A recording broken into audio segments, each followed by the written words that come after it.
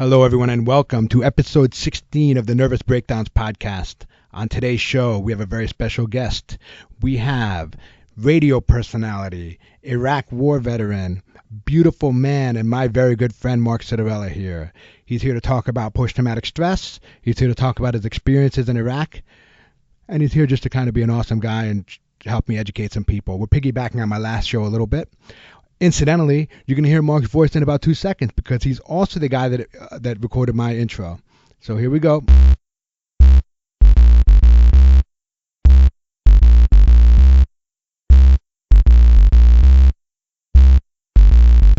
Welcome, ladies and gentlemen, to the latest edition of Nervous Breakdowns, a podcast where your questions about relationships, dating, personality, and mental health are answered by Gino Tramontelli. Gino's a nationally certified counselor with master's degrees in clinical and counseling psychology. And now, here's the man himself, Gino Tramontelli.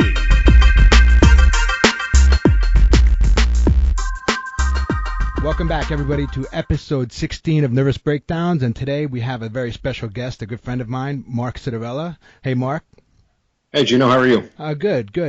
So I had Mark on the show because my last episode was about the shootings at the Army base at Fort Hood, which, Mark, you were in Fort Hood, if I'm not mistaken, right? Yeah, I was stationed there for a little over 2 years. Right, and I know that Mark has been in Iraq as well, and he had some experiences with post-traumatic stress, and I thought it would be a great opportunity to talk to somebody who's actually had dealt with it. So, Mark, thanks for joining me. I really appreciate your time. Well, thank you for having me. I appreciate it. Anytime, and I would just love the opportunity to spend some time talking to you, but if we can educate some people and entertain some people, that's a benefit for me. So, Mark, why don't we start just by getting to know you a little bit. Tell me about yourself. Well, from a military standpoint, I was commissioned in 1999. I went to Loyola. Back then it was Loyola College. Now it's Loyola University, same school as you. Yeah. Full disclaimer for everybody listening, Gino and I were roommates, so we had an experience together. Right. But so I was commissioned in 1999, and then I was immediately put on active duty at Fort Hood, Texas, and I spent a little over 2 years there. I got off the active duty just prior to 9/11 and went into the National Guard. And that was back in 2001, obviously. And then I spent 3 years in the National Guard in Maryland before I got deployed in early 2005 through the middle of 2006 to Baghdad, Iraq for my first tour. All the time, I was moving through the ranks as I was supposed to. Currently I'm a major right now, hopefully getting set to be promoted to lieutenant colonel. But then again, in 2011, I was deployed to Iraq a second time for the entire year of 2011. So I've been in a total of 15 years, 2 deployments overseas, and fairly, I guess accomplished is the right word, as far as my military career. I'm very proud of it and the service that I've done. And I hope to continue to serve until my 20 years are up and then get a nice fat pension. Excellent. That's always the pot of gold at the end of the rainbow. That it is. So, Mark, why did you get in the military? What was your motivation? Well, the initial reason I signed up is, as you know, when you and I went to Loyola, it was a fairly expensive school. So I initially went there to get the benefits for college, to get the monetary benefits. And one story that always stands out to me about that is I remember my senior year when everybody was going into career fairs and things of that nature and figuring out what they were going to do with the rest of their lives. And people like you who knew they were going to go into the, psychology field and the mental health field, you kind of had a set path, but everybody else was looking for a job. And I remember students would come up to me and say, what are you doing after college, fellow classmates? And I would say, I have to go into the military. It's part of my scholarship and my agreement because I got a 3-year scholarship from ROTC. And everybody's response at that point in time, and this is back in 1999, pre-9/11, and everybody's response is, well, why don't you just go get a real job? Right. I mean, that's the way people viewed the military back then. Remember, that was during the Clinton administration. The military was downsizing. We were getting smaller. We had a robust economy, and the military did not pay very well at that point in time. It was a very low-paying job, comparatively speaking. So my peers who were graduating were making considerably more money than we were, so everybody was like, why don't you go get a real job? Lo and behold, less than 2 years after we graduated, a little after 2 years after I graduated, 9/11 happened and the whole world changed, and now everybody gives you a high five and a pat on the backside and a thank you very much for serving our country kind of deal. So, but that was the initial reason I signed up. And I honestly, when I signed up, I never would have thought I would have lasted this long. I thought I would do my 4 years and get out and say goodbye to the military and never do it again. I could have never imagined that 15 years later I'd be sitting here still in the Army, hopefully promoted to lieutenant colonel very soon and on the way to a 20-year career. Yeah, I mean, I think you hit an interesting point when you said the perception of the military has changed since 9/11. I found a stat that I talked about in my last podcast, which was in the year 2000, the average recruit that walked into a recruiting station was just under 24 years old, and as of 2013, it's 19 years old. So people are going in a lot younger. You did some recruitment too, didn't you? I worked in recruiting and retention when I got to the Guard, and worked a little bit with that and trying to get people into the National Guard and get them to sign up. It was a little bit more difficult then, again, because it was right after 9/11. It's funny because, I thought personally 9/11 would have been a great recruiting tool for the military because there were so many people at that point in time. How can I help? What can I do? How can I make this how can I make our country safe? People were angry after 9/11 that we got attacked and they wanted to sign up. So it was like, how can I help? And we didn't really capitalize on that opportunity, I think, as a military because we were so concerned with obviously protecting the country and doing other things. And so, but I worked in that realm. I understand, the things that and the reasons why people are signing up for the military nowadays. The educational benefits now are better than ever. Right. You're getting more money now than you did before. So, but yeah, I've worked in recruiting. I've walked down that path before. It's a difficult job, but a rewarding one. Do you think any part of the kind of overall job picture is driving enlistment? In other words, people are having trouble finding work, and they look at that as a career path? Particularly for the National Guard, I think they do from a point of supplemental income.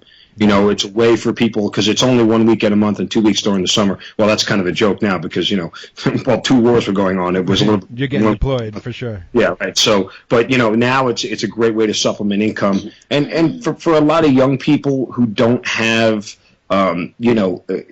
a career path that's set through high school and then college and things of that nature. It's a way for them to get stable. It's a way for them to put their life in order. I would tell you that if you look at the demographics from a lot of people who sign up for the military, they're not coming from big cities and affluent areas and things of that nature where, they can't make their own way. They're coming from, rural neighborhoods and very urban areas where the economy and things of that nature are not robust because there's more of a need for people to have a job to sustain some sort of income on a consistent basis. Yeah, definitely. Yeah, I saw that stat too, and I spoke about it in my last show. The average recruit is from a farm, a rural area, but also in the upper half of the income strata, like the top 3 quintiles are overrepresented. So it's not poor kids, which is what a lot of people think, although they are in there, of course. But the average enlistee is, their household income is pretty decent.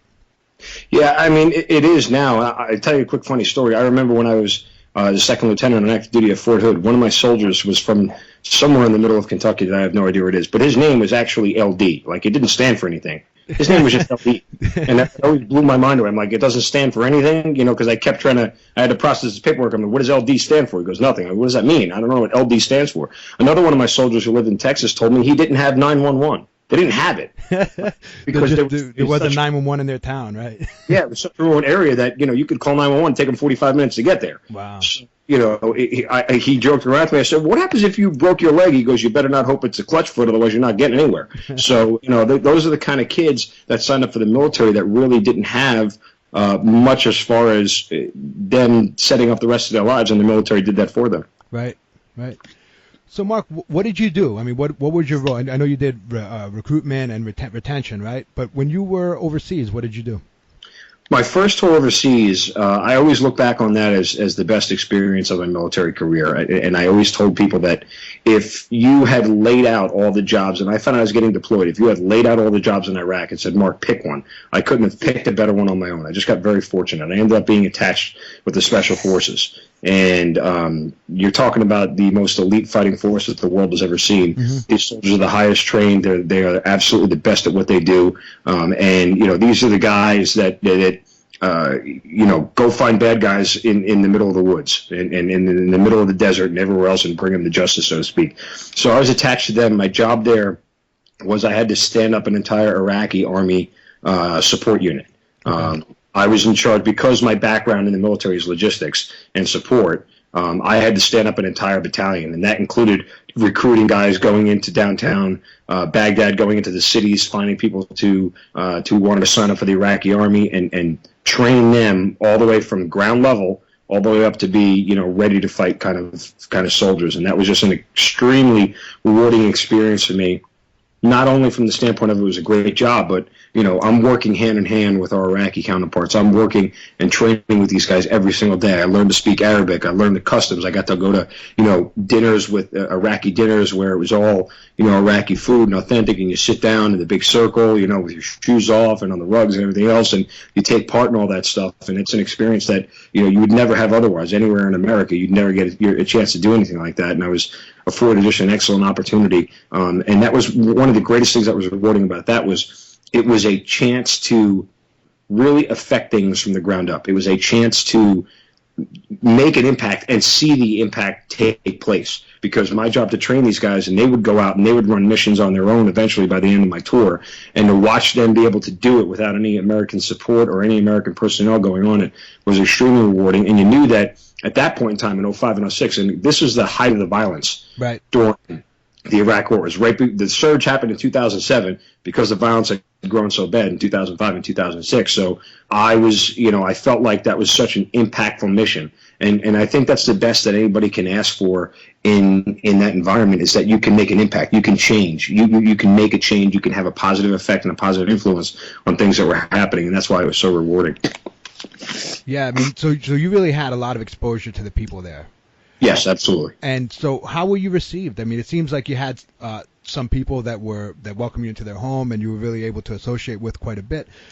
Was that the overall reception of the Americans there, or was that a small subset? No, the overall reception of us was positive. You have to remember the one thing about the enemy that we were fighting. It was a very loud, a very robust minority that only needed to do very small things to have a big effect on our mission as a whole. So, I remember we would drive through cities and, Iraqi kids and families would run out at our trucks and wave hello and say thank you and things of that nature. I remember going to an Iraqi school to hand out school supplies to kids, and I'll never forget, that was one of the toughest days I ever had, because they don't have order in those kind of countries. They're not brought up with order. So when you're handing out free stuff, I mean, you saw kids, 6 to 7-year-old kids, ripping stuff out of each other's hands, because it was literally, when you come from such destitute, these people don't understand that the idea of sharing. They don't get a concept. It's mine, gimme, and I'm going to hoard whatever I can because I can't. These people don't have a.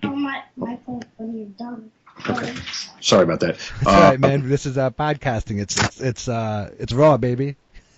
But it's one of those things where these people don't understand that. We're all going to be in this thing together, and everybody's going to get an opportunity and a chance. No, they don't look at it that way. It's I'm going to get what I have, and I'm not going to share it with anybody, because that's their livelihood they're fighting for. Yeah, I mean, they don't have an abundance there. They have barely enough, not even an adequate amount of things. So, yeah, they have to be pretty assertive as far as taking care of their own needs. So I can understand that for sure. So your first tour there was training the Iraqi counterpart, their armed forces, and then you came home for how long? I was home through the middle of 2006 all the way through the end of 2010, and I redeployed again right in the beginning of 2011. So after your first tour, did you start to? Well, let's talk about your post-traumatic stress. So would you say that you have you been diagnosed that way? No, I mean, it was one of those things where, for me, I never sought out actual, I did seek out mental help. I had a friend who was a psychiatrist, and I sat and talked with her ad nauseum about, some of the things that I was experiencing. And just as an example, when I first got back, now remember, every day when I'm over there, I'm carrying multiple weapons, and I am, even when we were on the base, because, at that point in time, there were still people who would say, hey, I'm going to be part of the Iraqi army. And then they'd go in and start attacking Americans. For sure, yeah. To put it in terms people understand, I was always packing. You know, I had 2 loaded weapons on me at all time. I had multiple knives and things of that nature. And when I got back to America, I felt naked without a weapon, and I carried 2 knives on me wherever I went for the first 3 or 4 months when I got back, just because I had that fear.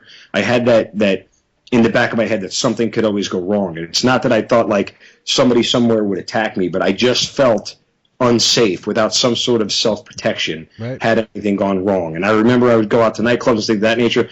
I would end up having to put the knives in my socks and in my shoes because, you know, you would get patted down real quick at the door, or, you know, you couldn't leave it out in the open, things of that nature. And it's not like I ever brought it anywhere with the intention of using it. I just always wanted to know. I always wanted that comfort that if something had gone down, I was always going to be able to defend myself and protect myself. Right. So that was one of the things that was really hard for me to let go, because I would – every time when I was in Iraq, every time, you know, we'd go somewhere, I'd kind of give myself a pat down. Like, you know, nowadays, it's like, where's my cell phone? Oh, I always put it in my left pocket. Let me just tap my leg and make sure I can feel it. It's there. Well, every time I would, you know, miss that feeling of my gun on my hip, you know, my pistol on the side of me, you know, you have that feeling of how much it weighs and what it feels like and what it's like to have it on you. And, you know, I always would reach for it and it wouldn't be there. Right. Right. So you kind of get inbuilt. You train yourself to have these things, and when they're taken away from you or you don't have a need for them anymore, there's a sense of insecurity about that. And that was one of the things that was hard for me to get over. And I remember my friend, she would always reassure me that, look, you're in a safe place now. And as much as I tell you that, you just don't feel it. Yeah, no, the wiring changes, man. So in your first tour, did you have any traumatic experience? Like, did you actually see any combat or anything that would, like, a discrete thing where you felt like your life was in danger? Oh, there were several times. I mean, there were several occasions where there was one occasion where we were driving down the road and a vehicle rammed ours with the intention of trying to blow our vehicle up. And you know, I remember it distinctly. I could, you know, describe the entire road. If I could draw you an exact picture of it, of what happened. You know, there was another time where we got attacked we were stuck in traffic because there was a roadside bomb. We had to wait for it to get cleared, and we ended up getting attacked from a mosque that was right next to us on the side of the road. So, you know, and I can remember when the first shots were fired, I remember, you know, running and to find, you know, to get against the wall, and some shrapnel had popped up, and I remember it hit me in the neck. Mm-hmm. And I remember when it hit me in the neck, it kind of, you know, turned my body with such force. And, you know, once I got hit, I remember, you know, just constantly grabbing for my neck and trying to, like, look to see if there was, you know, if I was bleeding, if I was okay, and there was a little bit of blood on my neck. And I just reassure like, you're sitting there going, am I alive? Am I okay? You know, like trying to gather yourself, because you had seen so many bad things at that point in time. You had seen so many pictures of guys who were hurt and things of that nature. And, you know, adrenaline kicks in and instinct takes over and your training takes over. And it's just like, okay, it took me a second. Am I okay? Yes. All right. I'm okay. Now I can get back in the fight and re-engage. But, you know, it's one of those things where you know, that flight or flight response takes over. There was another time, well, let me just give you one more quick story. Yeah. There was another time where our vehicle got hit with a roadside bomb, and to this day, I can hear that crunch of the metal. It was on the right side of the vehicle, and I can hear the crunch of that metal in my right ear, and I know exactly what it sounds like to this day. And you know, I remember that it went off, and it picked our whole vehicle up, like, you know, off the ground, and you know, and put it back down. But that is a distinct sound, a distinct noise to this day that I know exactly what it sounds like. If you want me to share one more quick story, obviously the amount of mortar attacks and the amount of bombs that went off are very, very, it's a distinct noise. You know, when it's funny when people hear a boom and they're like, was that a gunshot? Was that a bomb? It's like, okay, I know what a bomb sounds like. And so when I had gotten home, I went to a football game with a bunch of friends, a college football game. And right after the first touchdown was scored, and I wasn't aware of this, they shoot off fireworks after a touchdown. And so when they had shot off fireworks, it was to my right. I heard it. And when the first explosion happened, I don't know why to this day, but it happened. I immediately ducked down in a ball to kind of grab cover, but I just broke down in tears and started crying uncontrollably. Yeah. I didn't know why. It just scared me to all high hell. I wasn't ready for it.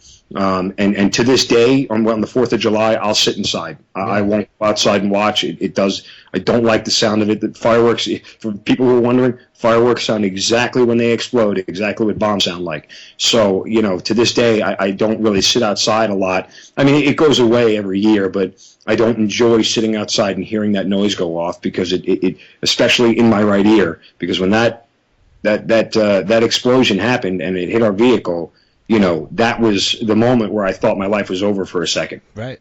And so, to this day, I don't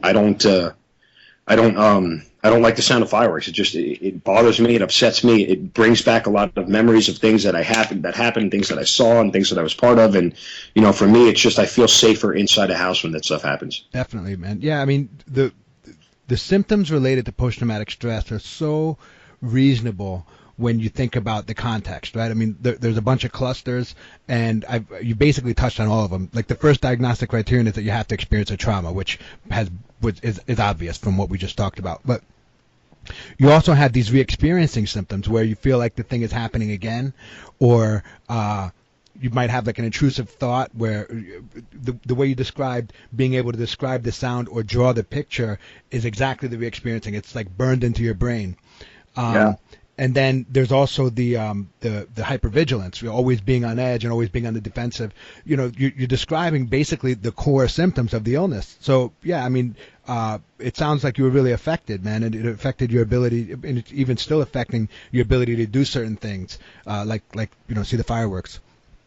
There was one other instance, and this was literally within a week that I got back. I was in the car with my sister and her friend, and it was at night, and we were heading down. We were actually heading to go out, for drinks, and I was in the back seat, and I don't even know what triggered it, but we were driving down the road, and then all of a sudden, it was night. All of a sudden, what hopped up in front of my eyes was the desert and the road. Mm-hmm.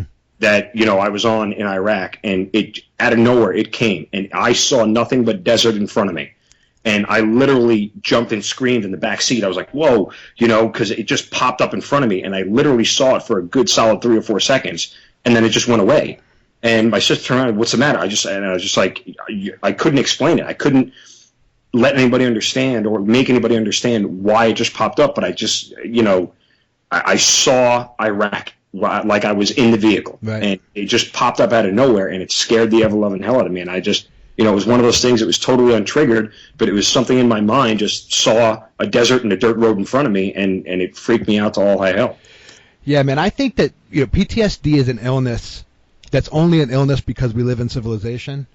If I can explain, what I mean is, if you think about, human history up until about 500 years ago, where there was real danger in the world. People were, one town would raid another town, or you'd be walking through the woods and get attacked by a wild animal.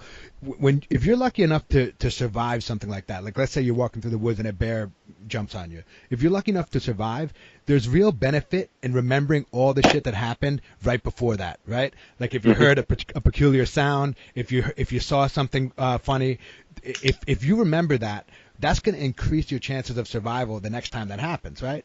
And so there's a real benefit to getting that kind of 0 to 60 fight or flight response just from even a small trigger, like a branch snapping or an explosion. Now, in today's society, we hear things that are similar to life-threatening things all the time, right? And it doesn't really help us to have a fight or flight response when you're at a football game, for example, or a basketball game. And the illness is only an illness because we live in modern society. Is my main point, And one of the other harder things that's hard to deal with is that people don't understand, and it can get a little embarrassing. I had another experience where I was, my current job, what I do is I work in radio, and I was covering the Super Bowl down in Miami, and it was another firework trigger. We were at a social party for the media, and it was right on the beach. And unbeknownst to me, of course, fireworks went off, and these fireworks went off literally like 50 yards from me. And when the first boom went off, and because I was standing on sand, I heard it, and in front of everybody, I dove onto the ground underneath the table. And it was just such a reaction. And I remember the worst part about it was when I got up, the look on everybody's face. They were laughing, and they didn't understand. And I literally walked off to the side and went and cried because I didn't know. Nobody was ever going to understand, and I didn't want to explain it to anybody why I was scared.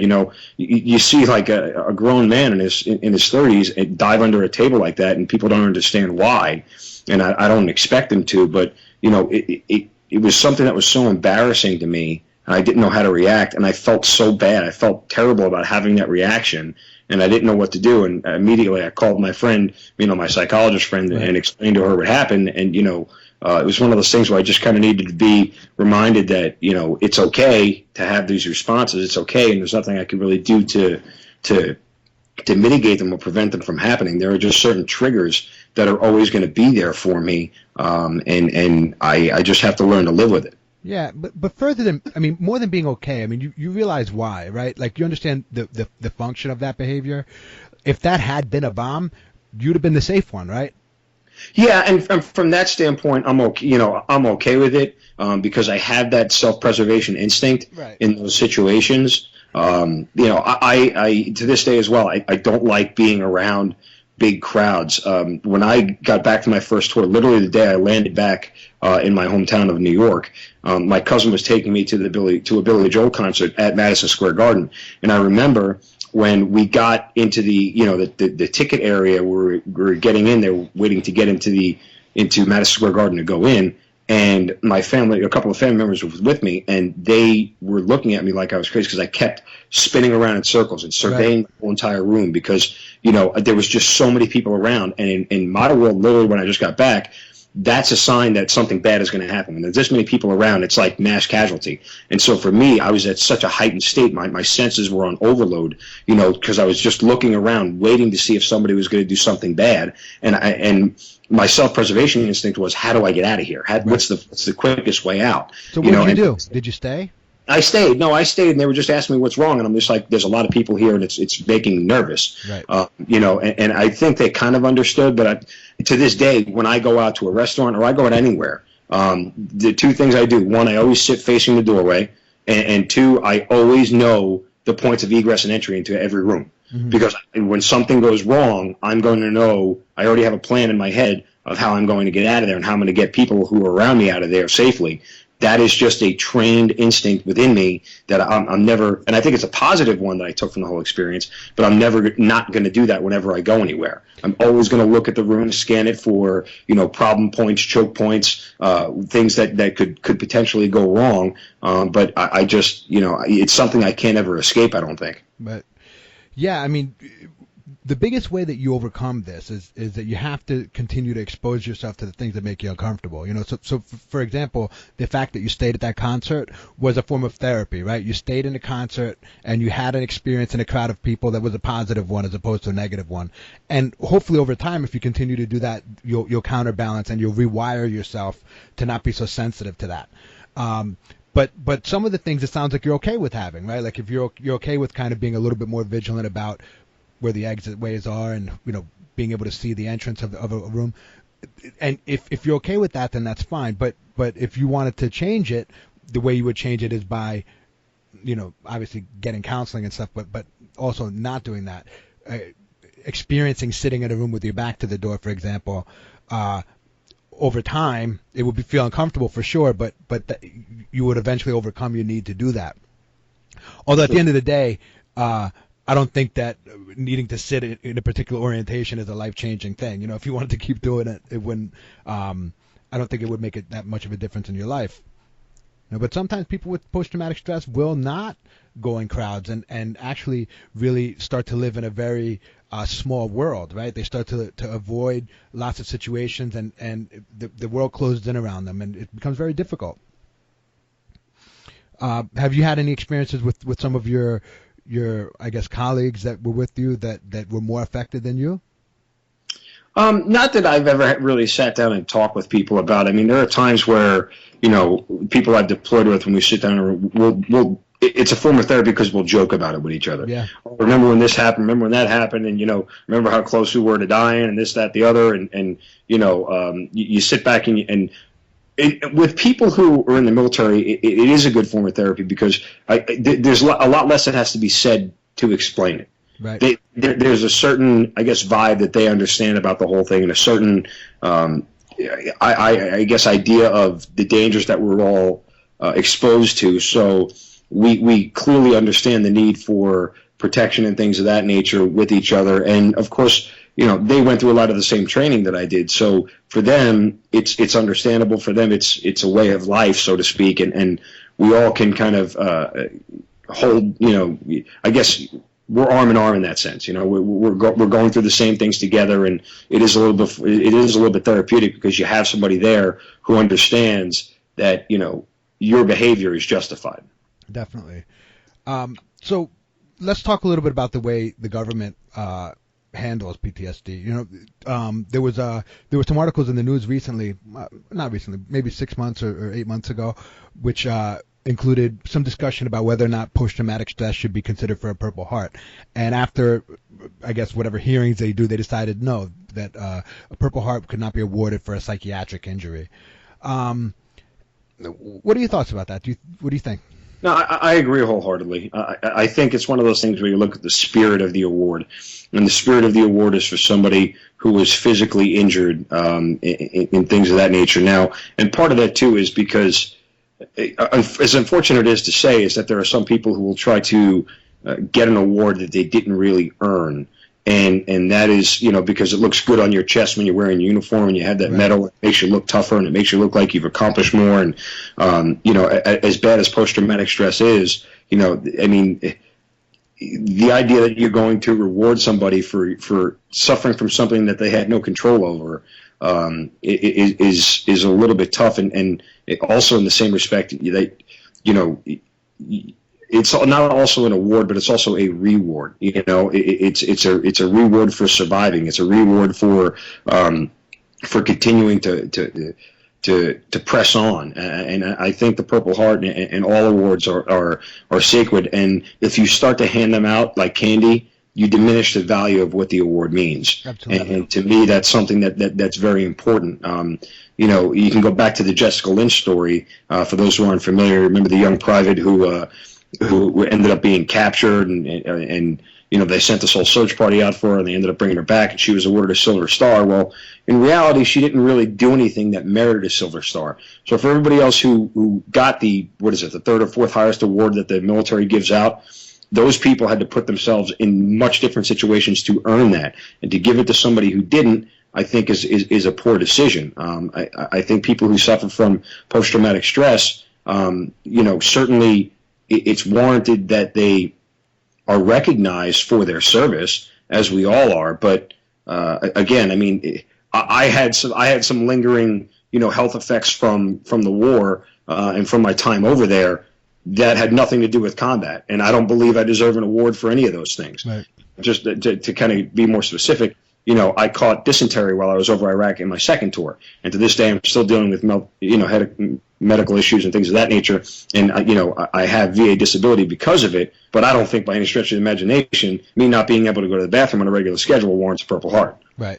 Yeah. No. And to be clear for the listeners, the psychiatric illnesses that people develop in combat are eligible for disability and are treated at the VA. So it's not like they're leaving people out in the cold. There's just I was more interested in the award.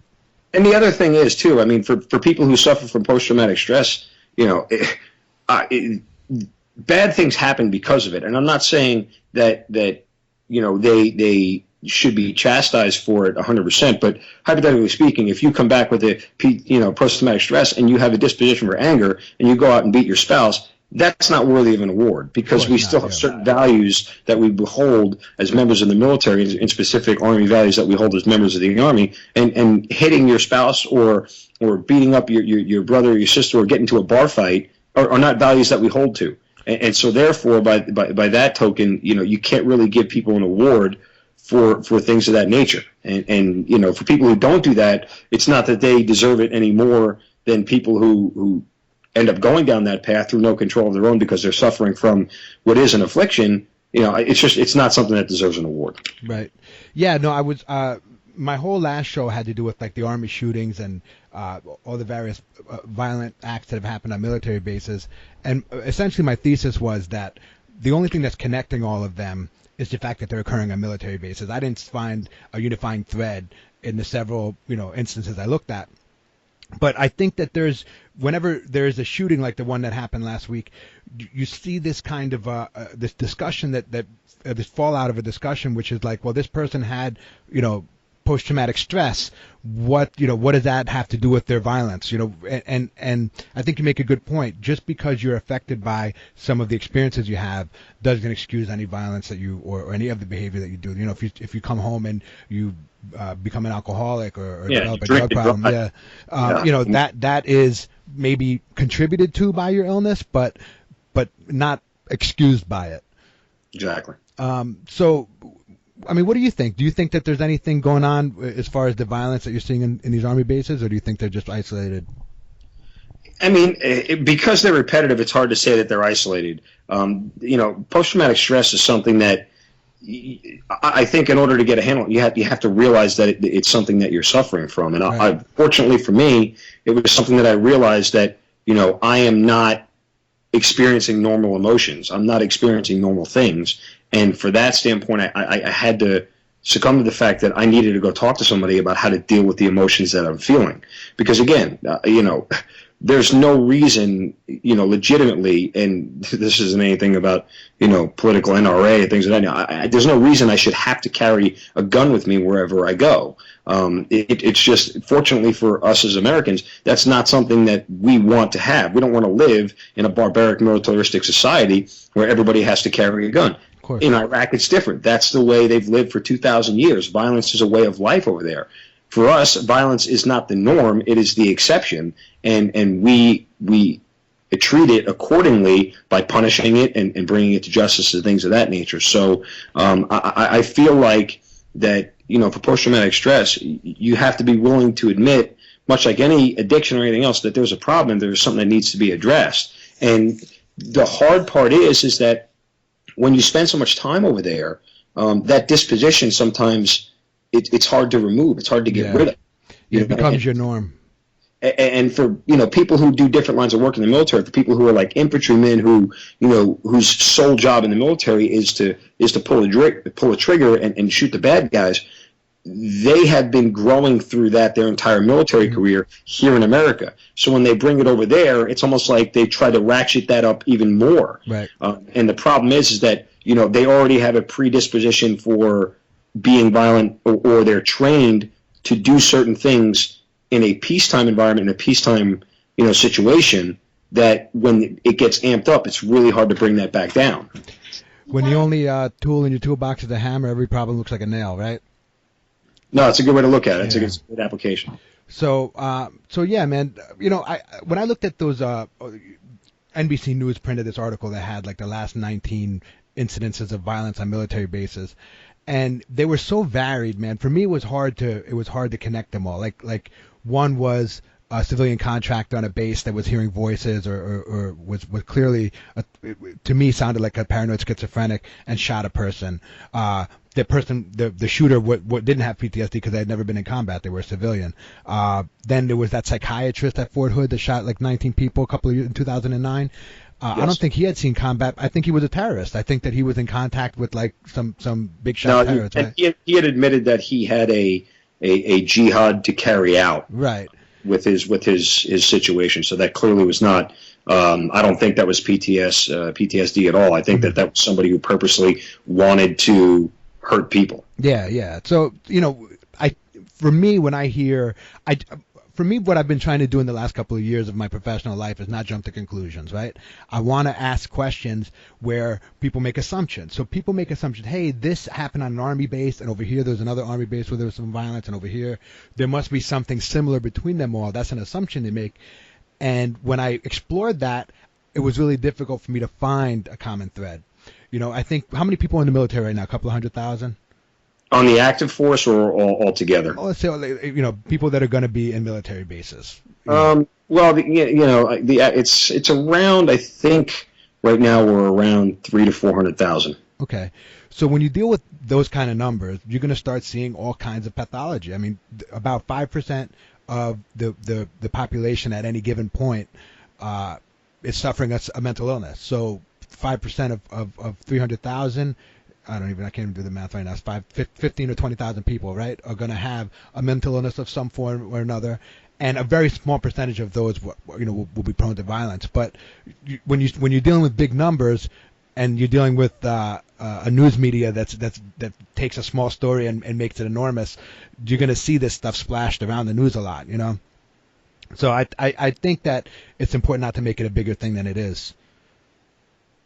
And I agree. I mean, it's hard not to, but the media, and I understand this on several different levels. As I said, I work in the media, I work in radio, so the need to feed the machine, so to speak, from the media standpoint, sometimes supersedes the ideology that the general population of the military is doing a very positive thing. Yeah. And the old adage of a few bad apples can spoil the bunch kind of is what the news media likes to run with because it sells more. Oh, without a doubt. I mean, and I think that we need to understand that as a consumer of media, that those companies are there to make you watch and to make money. I mean, they're not necessarily. There was this kind of a romantic view of journalism, probably from the 70s and 60s, where they were bringing you truth, right? And I had my first guest that I ever had was a blogger who was a journalism major, and we had this discussion. So you studied journalism too, right? Absolutely, yeah. All right. So maybe I'll revisit the question with you because it's kind of a pet topic of mine. When you look at journalism, right, do you think it's the responsibility of the journalist to present a fair story or the most truthful story? Well, I think the responsibility of the journalist is to present the facts first, and then if you'd like to formulate an opinion or give commentary on it. But I always say that I work in radio, so I'm in an opinion-based format when it comes to media. We work in opinions, but there's one thing I will never do is I won't distort the facts to make my opinion look better or make my argument look stronger. Yeah, of course. My job is to create an argument based off of the facts that I can believe and support. But anybody who distorts the facts nowadays, for the one positive thing in the mass media world that we're in with the internet, the one thing that's positive about the format is that, as much as we can get bad stuff out there, when you make a mistake, everybody knows about it. And immediately your credibility is in the crapper and it goes down. It's really hard to recover because, again, with the flow of information being so quick, people will remember the thing you've done wrong a lot more than the thing you've done right. Absolutely. But, on the other hand, with today's media, we have the capacity to be very selective with the media we expose ourselves to. So we can select media that supports the notions we already have. For example, if I am a conservative, I may only listen to Fox News, or if I'm a liberal, I may only listen to MSNBC. And I'm not saying which is which, but you're going to get a very biased view. And so I think for me, I would like to see journalism be more truth-based. In other words, the topic of climate change, for example. You have certain people, X number of scientists that believe that climate change is a man-made thing, and a very small number of scientists that believe that it's not. And I think there's a tendency to try to present each one equally in the interest of fairness. But I don't think that that's an issue of fairness. I think it's an issue of you almost kind of support a small portion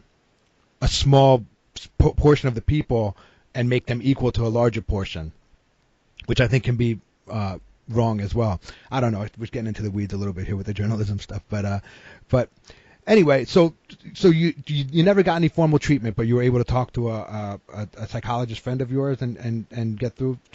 What kind of stuff did you learn? Like, what are the kinds of things that have helped you get through it? Well, I think one of the things that's helped me get through it is, again, to remind myself of the environment that I'm in. For me, it was always about understanding my surroundings. And as I said, even when I go out to eat or I'm in an area full of large people, I have to assume that nothing bad is going to happen because, again, that is the norm. But in the same respect, I've just learned to readjust my thinking from the standpoint of it's okay to be in a group of large people, but in the same respect, Why large people? Well, because that was when most bad things happen. Just specifically large people, though. No, not large people. It's one of those things where you're just trained. It's a numbers game. There was one time after that incident happened where the vehicle rammed us. Quickly civilians started to crowd around us. And, when you're in Iraq and civilians and you assume everybody's carrying a weapon, well, there's 200 people there and there's 10 of us. And that's, Massacreville. So quickly it's like, okay, we with this many people around, when something goes wrong, you're adding chaos into a bad situation. And so it's just like one of those things where I just try to readjust my thinking to say that nothing bad is going to happen, but just know what to do if it does. And for me, that is it's therapy in and of itself. That I'm always somebody who's going to, and I've tried to explain this, to my girlfriend. I'm like, when she goes out alone, I go, it's not that I'm worried that you're going to do anything wrong. I'm worried about your surroundings, that I'm not there to be able to guide you or help you if something goes wrong. It's one of those things where it's like, I feel like I want to have a certain amount of control over the situation, and if I'm not there, I can't exert any of that control, even if it's only minimal. Right. Hey, man, you need to take a break? I got to get him up to bed here in a little bit. All right. Well, you got another 10 minutes? We'll kind of wrap it up. All right. Yeah. So, all right. Well, let's kind of draw this to a close. So if to anybody listening that might be struggling with the illness, I mean, I think you kind of hit a very important point, that you have to examine your thoughts about situations. One dangerous situation doesn't mean that the whole world is dangerous, right? And that's one thing that my psychologist friend always told me, that, it's one of those things. Just because you've experienced this doesn't mean that it's the norm now. Doesn't mean that it will always be a dangerous situation. And it's hard to untrain yourself from that thought because you've been around danger for so long, but it's a great point to hammer home. Yeah. That's a very well-known, what we call a cognitive distortion, called overestimation of risk. For example, I see this with civilian people all the time, where somebody may go into a convenience store and the store gets robbed while they're in there, and now the person won't go into convenience stores anymore, even though they've been in the store hundreds of or thousands of times and never had a bad experience. They've developed this thought that convenience stores are dangerous. They overestimate the risk. If I go in there, I'm going to be involved in a stick-up again. And part of my job as a counselor is to engage with them about that and say, look, is that really true? Is that really the case? Don't you have ample evidence to the contrary just by looking at your own life? I mean, people go in convenience stores all the time and don't necessarily experience violence. But the trick is you have to allow for the new information, which is like, yes, there is danger. It's possible, but it's not probable.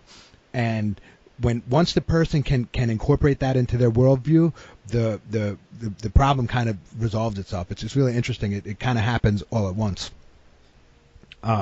So what's going on with you now? You doing radio? Yeah, doing radio, sports talk radio every day. So there's that. I try to stay away from the political commentary. Absolutely, no, I don't blame you. But I have seen some of the discussions you have about sports, and they're not much better. No, thank you very much. No, I mean, you have great. I just want to make sure I'm not misunderstood.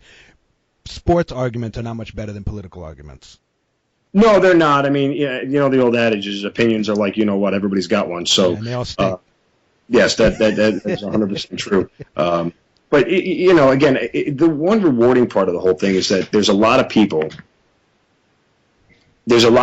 who will call the radio station and constantly thank me for my service, and that makes me feel better about things. That makes me, it's a nice reminder that people appreciate what I've had to endure and what I've had to go through. And, I never share any of these stories like this on the air. I do it in this format freely because, I think it's important for people who may be listening. But in the sports world, it doesn't really have a place. But it's one of those things where when I talk about it, it's weird because it's good, but it charges up a lot of memories and emotions and makes me kind of think back to everything that I went through and how difficult it was. So, hey, man, you got anything you want to plug? I know you got a Twitter handle, at Mark Zinno, right? Yeah, at Mark Zinno, Zinno. I'm on 105.7 The Fan in Baltimore if you'd like to listen. You can find me numerous times through the day, but if you follow me on Twitter, you'll get all of my thoughts and a whole lot more. Is there any place on the internet for somebody to listen if they're not Baltimore locals? Sure. If you go to 1057thefan.com, all one word, 1057thefan, you'll get everything there, both my blogs and podcasts from interviews that I've done and things of that nature. Awesome, man. Thank you so much for your time. I appreciate it.